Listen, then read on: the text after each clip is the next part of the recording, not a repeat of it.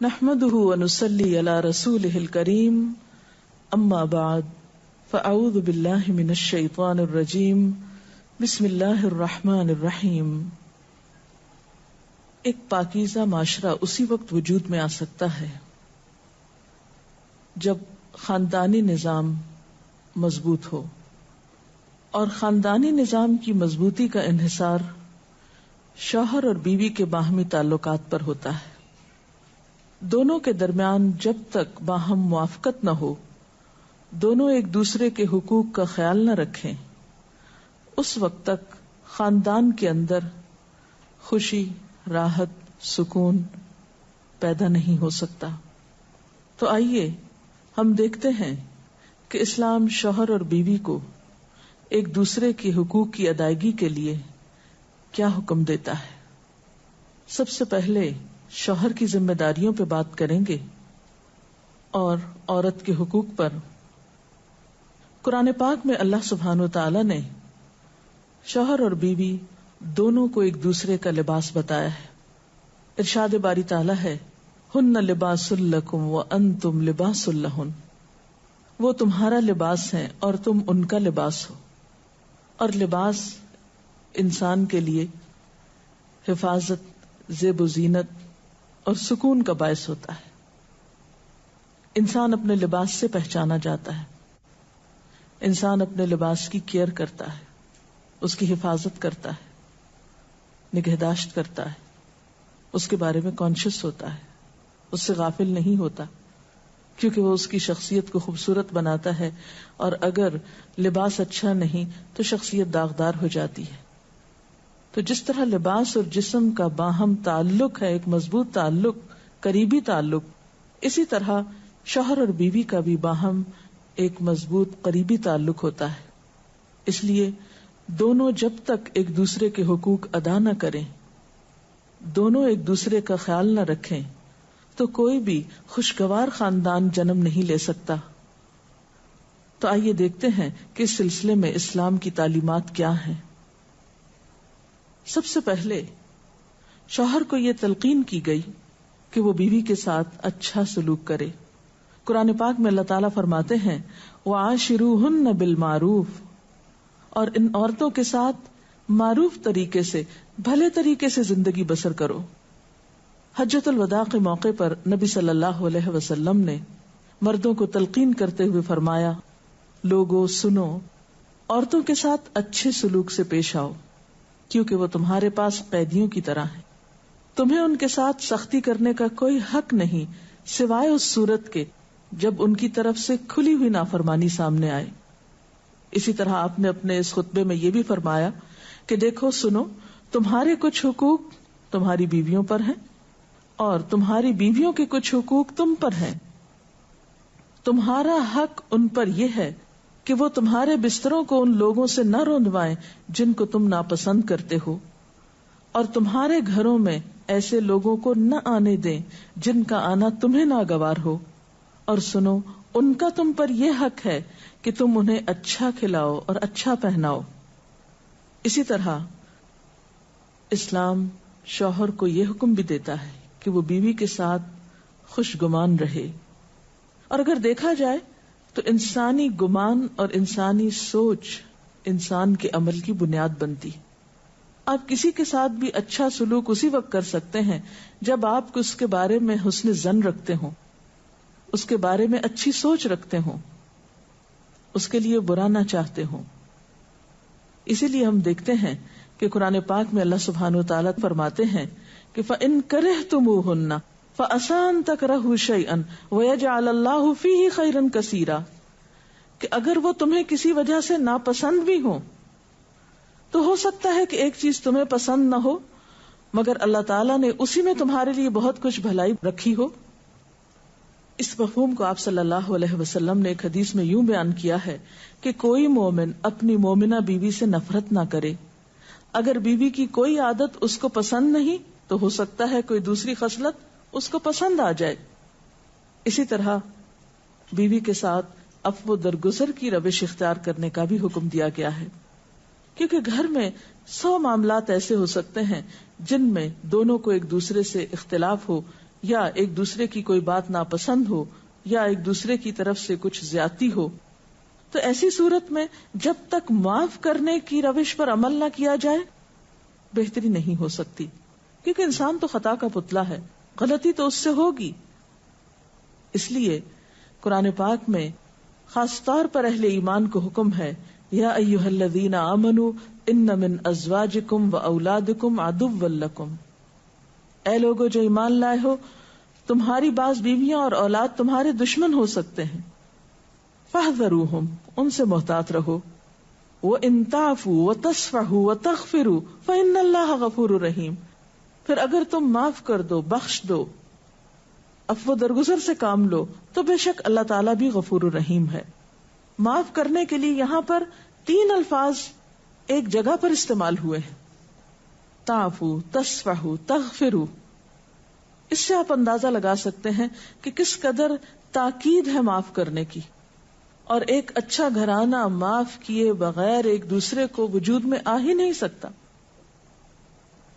نبی صلی اللہ علیہ وسلم نے خاص طور پر عورت کے ساتھ اچھے سلوک کی تلقین کرتے ہوئے فرمایا، عورتوں کے ساتھ اچھا سلوک کرو، عورت پسلی سے پیدا کی گئی ہے اور پسلیوں میں سب سے زیادہ اوپر کا حصہ ٹیڑھا ہے، اس کو سیدھا کرو گے تو ٹوٹ جائے گی، چھوڑ دو گے تو ٹیڑھی رہے گی، بس عورتوں کے ساتھ اچھا سلوک کرو.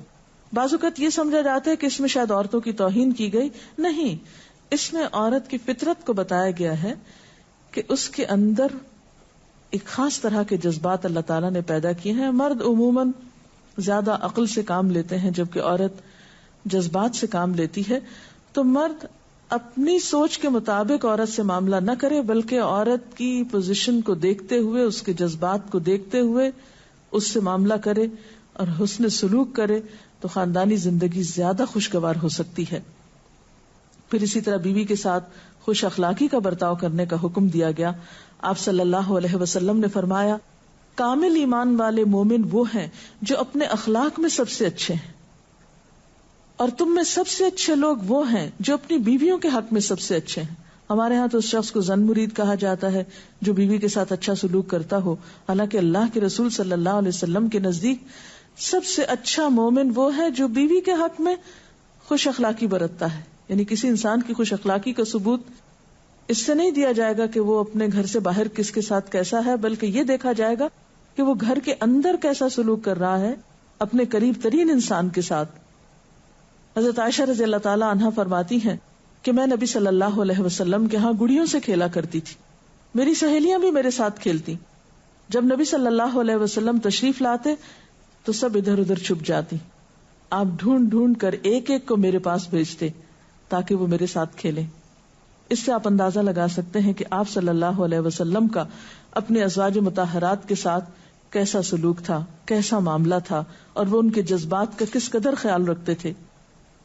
اسی طرح شوہر کی ذمہ داریوں میں سے یہ ذمہ داری بھی ہے کہ وہ بیوی کو خوش دلی سے نان نفقہ دے، اس کی ضروریات پوری کرے.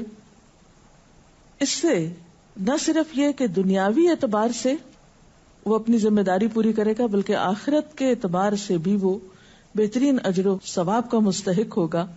نبی صلی اللہ علیہ وسلم نے فرمایا، ایک دینار وہ ہے جو تم نے اللہ کی راہ میں خرچ کیا، ایک وہ ہے جو تم نے کسی غلام کو آزاد کرنے میں خرچ کیا، ایک وہ ہے جو تم نے کسی فقیر کو صدقے میں دیا، اور ایک وہ ہے جو تم نے اپنے گھر والوں کو صدقے میں دیا، یعنی اپنی بیوی کو کھلایا، اس کی ضروریات پوری کرنے پہ لگایا. ان میں سب سے زیادہ اجر و ثواب اس دینار کے خرچ کرنے کا ہے جو تم نے اپنے گھر والوں پہ خرچ کیا. وہ لقمہ جو شوہر اپنی بیوی کو کھلاتا ہے وہ شوہر کے حق میں صدقہ لکھا جاتا ہے، یعنی فریضے کی ادائیگی تو اپنی جگہ، لیکن اس کا خرچ کرنا اس کے لیے باعث ثواب ہے اس مد میں. پھر اسی طرح بیوی بچوں کی دینی تعلیم و تربیت یہ بھی شوہر کی ذمہ داری. قرآن پاک میں اللہ تعالیٰ فرماتے ہیں، یا ایھا الذین آمنوا قوا انفسکم واہلیکم نارا، اے لوگو جو ایمان لائے ہو اپنے آپ کو اور اپنے گھر والوں کو آگ سے بچاؤ. قرآن پاک میں نبی صلی اللہ علیہ وسلم کے ذریعے امت کو حکم دیا گیا ہے وَأْمُرْ أَهْلَكَ بِالصَّلَاةِ وَاصْطَبِرْ عَلَيْهَا، کہ اپنے گھر والوں کو نماز کا حکم دو اور خود بھی اس کی پابندی کرو. اسی طرح بیوی کے لیے بھی کچھ احکامات ہیں، بیوی کی بھی کچھ ذمہ داریاں ہیں جو اسے شوہر کے حق میں پوری کرنا ہے. پہلی ذمہ داری یہ کہ بیوی خوشی کے ساتھ شوہر کی اطاعت کرے. قرآن پاک میں نیک عورتوں کی صفت یہ بتائی گئی ہے، فالصالحات قانتات، نیک عورتیں فرما بردار ہوتی ہیں، ایک طرف اللہ کی اطاعت گزار اور دوسری طرف شوہر کی اطاعت گزار. شوہر کی اطاعت کے بارے میں ایک حدیث میں آتا ہے، آپ صلی اللہ علیہ وسلم نے فرمایا 2 قسم کے لوگ ایسے ہیں کہ جن کی نمازیں ان کے سروں سے اوپر نہیں جاتی. ایک وہ غلام جو اپنے آقا سے بھاگ جائے جب تک کہ واپس نہ آئے، اور دوسرے وہ بیوی جو اپنے شوہر کی نافرمانی کرے جب تک کہ نافرمانی سے باز نہ آ جائے. یہاں تک حکم ہے کہ بیوی شوہر کے معاملے میں کسی دوسرے کی بات نہ مانے. یعنی شادی کے بعد ایک عورت جب شوہر کے گھر چلی جاتی ہے تو پھر شوہر کا حق سب سے بڑا ہو جاتا ہے. بعض اوقات ہمارے معاشرے میں ایک طرف شوہر کچھ کہتا ہے، دوسری طرف والدین کچھ کہتے ہیں، تیسری طرف کسی اور کا مشورہ کچھ ہوتا ہے، عورت بیچاری بیچ میں پس جاتی. ایسے موقع پر عورت کے لیے کیا لازم ہے، اس کی پرائرٹی کیا ہوگی کہ وہ اپنے شوہر کی بات مانے. عورت کی دوسری بڑی ذمہ داری اپنی آبرو اور عزت و عصمت کی حفاظت ہے. عورت کوئی ایسا کام نہ کرے جس سے اس کی عفت و عصمت پر کچھ حرف آئے. ازدواجی زندگی کی خوشی کا راز باہم ایک دوسرے پر اعتماد ہے. اگر کوئی بھی ایسا کام عورت کرتی ہے جس سے شوہر کے دل میں شک ہو جاتا ہے، اعتماد ختم ہو جاتا ہے، تو اس سے ازدواجی زندگی کی خوشیاں ختم ہو جاتی. یہ اعتماد بے حد ضروری ہے، اور اس کے لیے اپنی عزت عصمت کی خصوصی حفاظت. نبی صلی اللہ علیہ وسلم نے فرمایا، عورت جب 5 وقت کی نماز پڑھے، اپنی آبرو کی حفاظت کرے، اپنے شوہر کی فرما بردار رہے، تو وہ جنت کے جس دروازے سے چاہے داخل ہو جائے. اسی لیے شوہر کی اجازت اور مرضی کے بغیر گھر سے بھی نہیں نکلنا چاہیے. حضرت معاذ بن جبل کہتے ہیں کہ نبی صلی اللہ علیہ وسلم نے فرمایا، خدا پر ایمان رکھنے والی عورت کے لیے جائز نہیں کہ وہ اپنے شوہر کے گھر میں کسی ایسے کو آنے دے جس کا آنا شوہر کو پسند نہ ہو، اور ویسی صورت میں گھر سے نکلے جب اس کا نکلنا شوہر کو پسند نہ ہو. اطاعت کے علاوہ شوہر کو خوش رکھنا یہ بھی بے حد ضروری ہے. نبی صلی اللہ علیہ وسلم نے فرمایا، جس عورت نے اس حال میں انتقال کیا کہ اس کا شوہر اس سے خوش تھا تو وہ جنت میں داخل ہوگی. اور عموماً کسی کی خوشی کے لیے انسان اپنے جذبات کی قربانی دیتا ہے، بعض اوقات اپنی سوچ کی قربانی دیتا ہے، بعض اوقات اپنے کسی اور راحت و آرام کی قربانی دیتا ہے. تو ایک عورت جب اپنے شوہر کو خوش کرتی ہے تو جواباً اس کے لیے خوشی پلٹتی ہے. اس لیے گھریلو زندگی کی خوشی کا انحصار اسی بات پر ہے کہ دونوں ایک دوسرے کے لیے قربانی کے جذبات رکھتے ہوں، ایک دوسرے کے لیے رحمت اور ایک دوسرے کے لیے مودت کا ذریعہ ہوں. جیسا کہ قرآن پاک میں شادی کا مقصد ہی یہ بتایا گیا کہ دونوں کے درمیان باہم مودت اور رحمت کے جذبات ہوں، ایک دوسرے کے لیے سکون کا باعث ہوں، تاکہ انسانی زندگی بہترین طریقے پر رواں دواں رہے. اسی طرح شوہر سے محبت کا اظہار کرنا، اس کے ساتھ وفادار رہنا، اس کا احسان ماننا، یہ بھی بے حد ضروری ہے. حضرت اسماء کہتی ہیں کہ ایک بار نبی صلی اللہ علیہ وسلم میرے پاس سے گزرے، میں اپنی سہیلیوں کے ساتھ تھی. آپ نے ہمیں سلام کیا اور ارشاد فرمایا، تم پر جن کا احسان ہے ان کی ناشکری سے بچو. تم میں سے ایک اپنے ماں باپ کے گھر کافی دنوں تک بن بیاہی بیٹھی رہتی ہے، پھر اللہ تعالیٰ اس کو شوہر عطا کرتا ہے، اولاد دیتا ہے، اور ان سارے احسانات کے باوجود اگر کبھی کسی بات پہ شوہر سے ناراض ہوتی ہے تو کہہ اٹھتی ہے، میں نے تو کبھی تمہاری طرف سے کوئی بھلائی دیکھی ہی نہیں. تو یہ جملہ ناشکری کا جملہ ہے جو عورت کو نہیں بولنا چاہیے. قیامت کے دن اللہ تعالیٰ اس عورت کی طرف نظر رحمت اٹھا کر نہیں دیکھے گا جو شوہر کی ناشکری ہوگی. اور آخری بات یہ کہ عورت کے اوپر لازم ہے کہ وہ اپنے گھر بار، مال و اسباب اور اپنی ذمہ داریوں میں شوہر کی مددگار رہے، شوہر کی وفادار رہے. آپ صلی اللہ علیہ وسلم نے فرمایا، قریش کی عورتیں کتنی اچھی عورتیں ہیں جو بچوں پہ بہت مہربان اور شوہر کے گھر بار کی حفاظت کرنے والی ہیں. آپ صلی اللہ علیہ وسلم نے ایک اچھی عورت کی خوبیاں بیان کرتے ہوئے فرمایا، مومن کے لیے خوف خدا کے بعد سب سے مفید اور باعث خیر نعمت نیک بیوی ہے. اور نیک بیوی کون؟ جب شوہر اسے کام کون رہے تو خوشی سے کرتا ہے، جب اس پر نگاہ ڈالے تو اسے کہے پردیشی سے کر، جب اس کے بھروسے پر نگاہ کھائے تو اسے خوش کر دے، اس کی قسم پوری کر دے، قسم کھی چلا جائے تو اس کو اس کی اپنی عزت آبرو کی حفاظت کرے، ہی چلا جائے تو اس کے ماں اپنی باب آبرو کی سب چیزوں کی نگرانی میں، کے اسباب خواہ اور وفات سب چیزیں نگرانی میں، اور خیر خاص کے ساتھ وفات اپنے صفائی زیبائش اور صحیح کا منع کر اپنی صفائی زیبائش، اسی طرح اگر آپ من میں مزید کچھ سوالات ہوتے تو آپ کر سکتے ہیں، اگر ذہن میں کچھ سوالات ہوں، اگر والدین اور شوہر دونوں سے کسی ایک کی بات ماننے کا، جو والدین تو اور شوہر کس کی بات سے مانی چاہیے؟ شادی کے بعد شوہر کی بات ماننا زیادہ ضروری ہے، نسبت شادی کے بعد شوہر کی بات ماننا طور پر ضروری ہے، اور شوہر کے معاملے میں کسی دوسرے طور بات نہ مانے، اور شوہر کے معاملے میں کسی شوہر ایسا حکم دے جو کہ شریعت کے خلاف ہو تو ایسا شریعت کے خلاف اصول ہے لا طاعت لمخلوق فی معصیت الخالق، کہ کسی مخلوق کی یعنی کسی انسان کی اطاعت جائز ہی نہیں جہاں اللہ کی نافرمانی ہو رہی ہو. یہ تو ایک واضح اور طے شدہ بات ہے، اس لیے جہاں اطاعت کی بات ہوگی وہ معروف میں ہوگی، نیکی اور بھلائی کے کاموں میں ہوگی، شر میں اور برائی میں نہیں ہوگی. ایک پارٹنر اپنے حقوق اپنے فرائض پورے دوسرا جو نہیں کر رہا، اب میں پھر کیا رویہ ہونا چاہیے، پھر کیا رویہ ہونا چاہیے؟ اس میں یہ حسن اپنے کے ساتھ دوسرے شخص کو توجہ دلانی چاہیے کہ وہ اپنے حقوق پورے کرے، کیونکہ تعلیم دونوں ہاتھوں بچتی ہے. لوگ ایک شخص سے اب تک اچھا سلوک کر سکتا ہے، اگر دوسری طرف سے یہ یاد رکھیے کہ انسان اخلاقی کے ساتھ نہ کسی کا دل جیت سکتا ہے، زور زبردستی کے ساتھ کسی سے اپنے حقوق نہیں منوا سکتا. وقتی طور پہ ہو سکتا ہے کوئی پریشرائز ہو جائے، لیکن کسی کے دل میں اپنی جگہ نفرت یا سختی سے نہیں بنائی جا سکتی، محبت کے ساتھ ہی بنتی ہے. اس لیے صبر سے کام لینا چاہیے، اس معاملے میں جلد بازی نہیں کرنی چاہیے، اور دوسرے کو اپنے اخلاق کے ساتھ درست کرنے کی کوشش کرنی چاہیے، کیونکہ شوہر اور بیوی کا باہم تعلق جو ہے وہ بنیادی طور پر ہے ہی محبت کا تعلق. اگر شوہر دینی تعلیم کو اہمیت نہیں دیتا لیکن بیوی اسے حاصل کرنا چاہتی ہے، اب دیکھیے کہ علی کل مسلم علم حاصل کرنا ہر مسلمان پر فرض ہے. اس میں جیسے مرد کا حق ہے علم حاصل کرنے کا، ایسا ہی عورت کا بھی حق ہے، کیونکہ علم کے بغیر زندگی کا بھی اندھیر ہے. نہ انسان دنیا میں صحیح طور سے زندگی بسا کرتا ہے، اور آخرت میں وہ کیسے حساب کتاب دے سکتا ہے جب اس کو نہیں کہیں کہ اس کی یہ ذمہ داریاں کیا ہیں، اسے کیا کرنا چاہیے اور کیا نہیں کرنا چاہیے.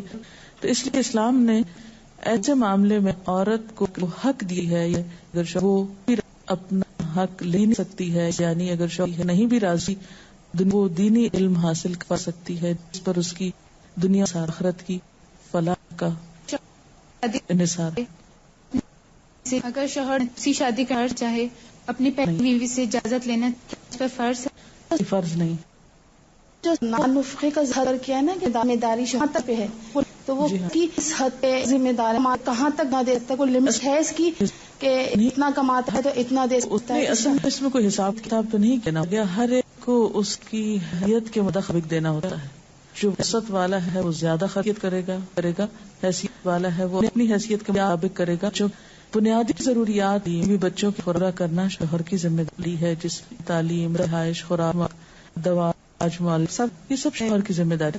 ڈاکٹر صاحب آپ نے کہا کہ یہ باہم اعتماد کا رشتہ ہے یا بیوی کا، اس میاں بیوی پہ کچھ کرتا ہے یا بیوی کو اس نہیں اعتماد تک کہ وہ کچھ چھپاتا ہے یا کچھ نہیں بتاتا ہے، بیوی کو کہاں تک عادت ہے کہ وہ اس بات کو قرید زیادہ ہوتے ہیں؟ میرے خیال ہے کہ بعض اوقات معاملات قرید بعض سے اور زیادہ خراب ہوتے ہیں، اور بعض اوقات انسان بلا وجہ اور انسان ہم کا غمگین ہوتا ہے، شان رکھنے وسوسے ملتا ہے اور انسان کو غمگین اور پریشان رکھنے گیا. تو اس میں یہ ہے کہ انسان تجسس کرنے سے منع کیا گیا ہے، کیونکہ اس سے حاصل ظاہر نہیں ہوتا معاملہ، اور انسان کے ظاہر پر ہی معاملہ کرنا چاہیے اس حالت. وآخر دعوانا ان الحمد للہ نشہد ان لا الہ الا انت نستغفرک ونتوب الیک، لا الہ الا انت نستغفرک ونتوب الیک.